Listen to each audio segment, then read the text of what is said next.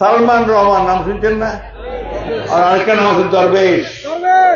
কেন এইরকম ভণ্ড দাড়ি রাখিছে, এরকম চুল রাখিছে, ভাবখানে এরকম, ওর চাইতে মানে পরেশগার মানুষ আর কেউ নাই। হাজার লক্ষ কোটি টাকা লুট করছে। তার ফল কি হয়েছে?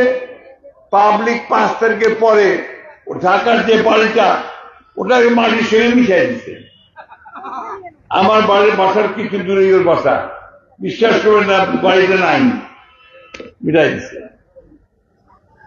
আর সব মানুষ আসতে খালি অমুকটা লেগে যাচ্ছে, অমুকটা লেগে যাচ্ছে, অমুকটা লেগে যাচ্ছে, কেউ কাউ টেলিভিশন, কেউ অমুক নিয়ে চলে যাচ্ছে। পরিণতি তো ওইটা, ঠিক না?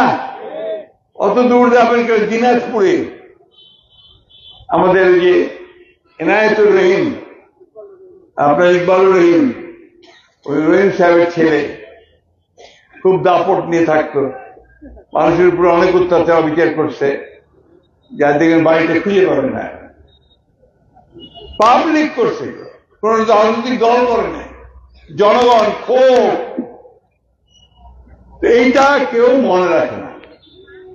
যারা ক্ষমতায় যাচ্ছে মানুষের উন্নয়ন রাজা, ক্ষমতায় গিয়েই গেল, সেই মনে করলো যে আমি রাজা হয়ে গেছি, আমাকে আর কেউ কিচ্ছু বলতে পারবে না।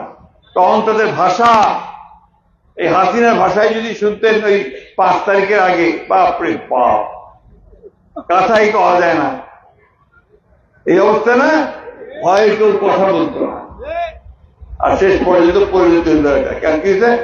ভারতে গিয়ে আশ্রয় নিয়ে, অন্যের দেশে আশ্রয় নিয়ে গিয়ে আপনাকে রাজনীতি করতে হয়েছে। এর চেয়ে লজ্জার কিছু আছে? আপনি একটা মানুষ পাবেন না বাংলাদেশে যে বলবে যে আবার হাসিনা আসুক, বলবে?